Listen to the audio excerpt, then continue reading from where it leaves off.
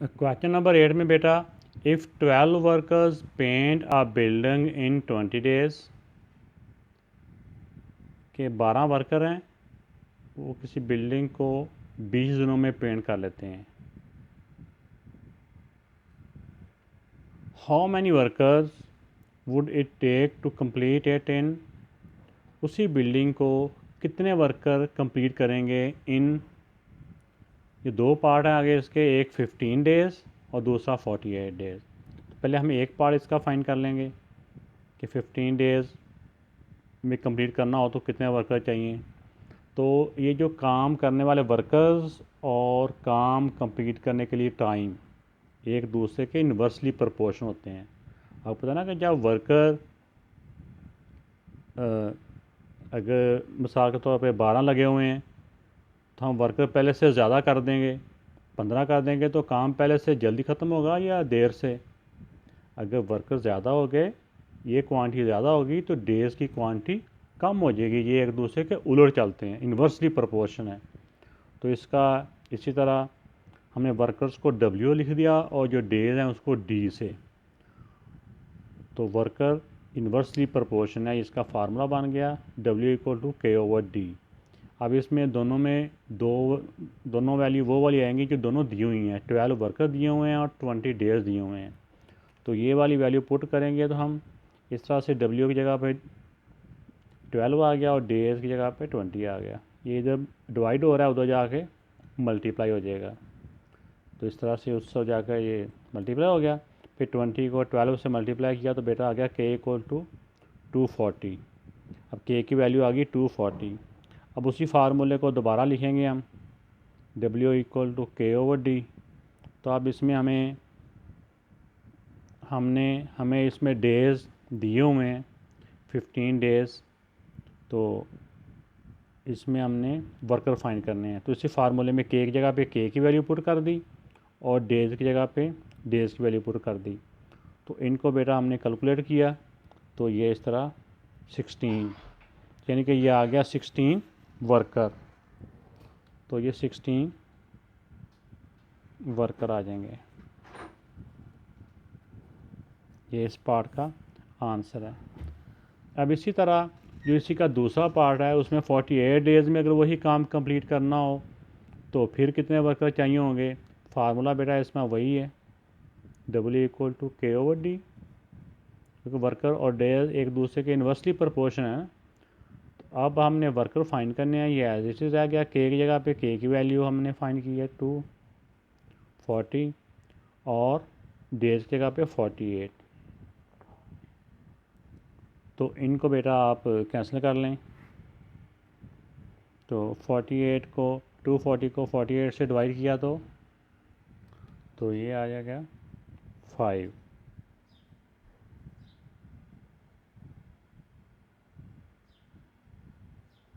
Workers 5, यानी कि बंदे जो वर्कर काम करने वाले हैं वो कम हो जाएंगे तो दिन तो काम ऑटोमेटिकली लेट होता जाएगा। लेट होते होते 48 डेज़ में ख़त्म होगा, जो कि पहले 15 दिनों में ख़त्म करना हम कर रहे थे या 20 दिनों में ख़त्म कर रहे थे उस वक्त।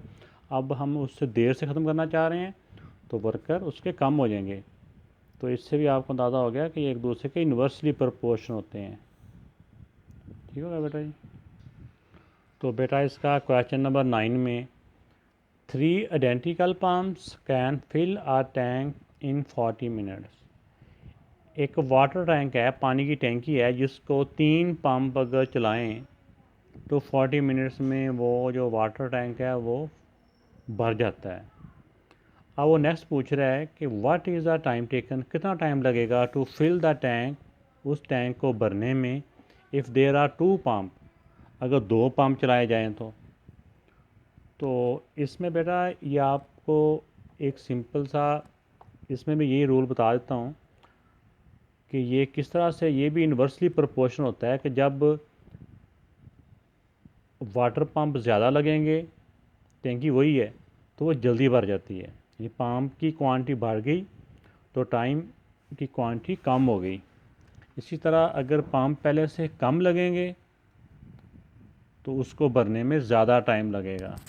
लेकिन ये भी एक दूसरे के इन्वर्सली प्रोपोर्शन होता है। तो इसमें पंप है और इसमें मिनट्स हैं। एक इसमें पाम्प जो हैं ये इन्वर्सली प्रोपोर्शनल होते हैं टाइम के, या इसमें मिनट दिए हुए तो हम मिनट लिख लें, या हम अपने पास से लिख रहे हैं, हम यहाँ पे टाइम भी लिख सकते हैं। तो अब इसमें पहले इस हिस्से में के की वैल्यू फाइंड करनी है। ये पाम्प और जो मिनट्स हैं ये हम जो दोनों गिवन है वो लिख लेंगे यहाँ पे 3 पाम्प। के फाइंड करना है तो टाइम लगता है 40 मिनट। तो अब के की वैल्यू फाइंड करने के लिए ये 40 इधर डिवाइड हो रहा है, उस तरफ जाएगा तो मल्टीप्लाई, तो के की वैल्यू 120 आ गई। अब इसके फर्स्ट पार्ट में वो कह रहा है कि 2 पाम्प्स हों तो वो कितने टाइम में भरेगा, तो हम वही वाला फार्मूला दोबारा लिखेंगे, के ओवर एम। पी की जगह पे पी की वैल्यू यानी पाम्प्स 2 हैं, के की वैल्यू 120 है, और एम यानी उसका टाइम फाइंड करना है, मिनट फाइंड करने हैं। तो इसकी वैल्यू फाइंड करनी है, ये इधर डिवाइड हो रहा है, उधर जाकर मल्टीप्लाई हो जाएगा। इसकी वैल्यू फाइंड करनी है तो ये इधर रहेगा, 2 इसके साथ मल्टीप्लाई हो रहा है, उधर जाके 2 डिवाइड हो जाएगा। इसको डिवाइड किया 2 6 था, 2 0 था, 60 मिनट्स। तो ये बेटा उसका आंसर आ गया। इसी तरह इसका जो दूसरा पार्ट है कि अगर 8 पंप लगेंगे तो फिर कितना टाइम लगेगा, तो वही फार्मूला के ओवर एम, पी का मतलब पंप और एम मिनट्स हैं। दोबारा से वैसे रिपीट कर रहा हूँ कि आपको याद रहे। अब पी की जगह पे पी की वैल्यू पंप्स 8 हैं, के की जगह पे के की वैल्यू 120 और मिनट्स फाइंड करने हैं। तो एम इधर डिवाइड हो रहा है, उधर जाकर मल्टीप्लाई हो जाएगा। तो जिसकी वैल्यू फाइंड करनी होती है ना उसको फ्रैक्शन में नहीं रहने देना होता, उसको हमने रखना होता है ऊपर। तो इसका तरीका ये होता है ना, जो वैल्यू इधर हम इधर से यहाँ से तो डायरेक्ट ऊपर लेके नहीं जा सकते, तो इधर ये वैल्यू डिवाइड हो रही है तो इसको इक्वल के उस तरफ लेके जाएंगे तो उस तरफ जाके ये मल्टीप्लाई हो जाएगी, इस तरह से। अब ये m के साथ 8 मल्टीप्लाई हो रहा है तो उधर जाके ये डिवाइड हो गया। अब इनको कैंसिल कर लें, 8 1 दा 8, 8 5 दा 40, तो इसको 15 मिनट्स। अगर 8 पंप लगेंगे तो वो 15 मिनट्स में उस टैंक को भर देंगे। अच्छा बेटा, क्वेश्चन नंबर 10 में है if in a soldier ration is 650 gram per day. सोल्जरों को एक दिन में 650 ग्राम राशन देते हैं, and there are enough supplies to last 12 days. तो जो उनके पास जितना भी उनके पास राशन मौजूद है वो उनके लिए इसी हिसाब से उनको राशन देंगे तो उनके 12 दिनों तक वो उनका राशन काफ़ी है। ठीक है ना, अगर इतने ग्राम 650 ग्राम पर डे देंगे तो 12 दिन के लिए काफ़ी है। अब दूसरा इसमें क्वेश्चन पूछ रहा है how long would the supply last, कि वो कितने दिनों तक वो सप्लाई काफ़ी रहेगी if his ration is 780 gram per day. तो राशन पहले से बढ़ा दिया गया है, पहले 650 था अब 780 ग्राम पर डे है, तो फिर उसके राशन जो सप्लाई है वो कितने दिन के लिए काफ़ी रहेगी। तो ये जो सप्लाई और जो राशन होता है ना, तो ये भी एक दूसरे के इन्वर्सली प्रोपोर्शन होता है कि अगर राशन हम पहले से ज़्यादा कर देंगे तो वो कम दिनों में ख़त्म हो जाएगा। जिस तरह हम देखते हैं ना कि हम घरों में मिसाल के तौर पे एक पत्ती का डब्बा लेके आते हैं, हमारे घर में जिस तरह रूटीन में नॉर्मली जैसे 4 अफराद रह रहे हैं तो एक पत्ती का डब्बा 1 महीने के लिए काफ़ी है। तो अगर मेहमान आ जाएँ, को 3 4 मेहमान आ जाते हैं, वो कुछ हफ्ता 10 दिन रहते हैं, बंदे ज़्यादा हो गए पीने वाले चाय को, तो वो डब्बा पहले से जल्दी ख़त्म हो जाएगा। यानी राशन यानी कि वो ज़्यादा पत्ती यूज़ होना शुरू हुई तो दिन उसके कम हो गए। तो ये एक दूसरे के इन्वर्सली प्रोपोर्शन होता है। इसकी मिसाल ऐसे भी होती है कि मिसाल के तौर पे अगर घर के 4 अफराद हैं तो वो 2 उसमें से चले गए हैं कहीं, 2 ही हैं पीछे, तो वही जो पैकेट है वो महीने की बजाय हो सकता है कि 2 माह ही चल जाए क्योंकि अब उसका यूज़ कम हो गया। तो ये जो होता है ना इसका, ये जो क्वांटिटी होती है और जो डेज़ होते हैं ये भी एक दूसरे के इन्वर्सली प्रोपोर्शन होते हैं। इसमें अब हम इसमें एक को लेते हैं राशन को लिख लेते हैं आर और दूसरा लिख लेते हैं डेज़। राशन डेज़ के इन्वर्सली प्रोपोर्शन है। तो पहले हम के की वैल्यू फाइंड कर लेते हैं। राशन था पहले 650 और डेज़ थे 12। तो इससे हम बेटा इसके हम के की वैल्यू फाइंड कर लेंगे। 650 मल्टीप्लाई बाय 12 इक्वल टू के। तो इसी तरह हम इसको 650 को जब 12 से मल्टीप्लाई किया तो बेटा ये आ जाएगा 7800। ये के की वैल्यू बेटा आ गई।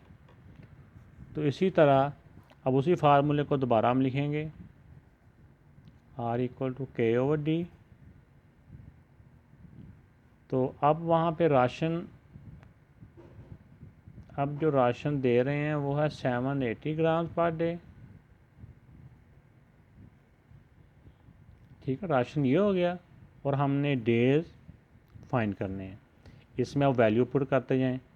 राशन की जगह पे राशन की वैल्यू आ गई, आर की जगह पे के की वैल्यू आ गई, divide by days. Days find करने हैं, ये एज इट इज़ आ गया। अब डे जिसकी वैल्यू फाइंड करनी होती है उसको ऊपर लेके आना होता है, डिनोमिनेटर में नहीं वैल्यू फाइंड करते। तो इधर डिवाइड हो रहा है, उधर जाके मल्टीप्लाई हो गया।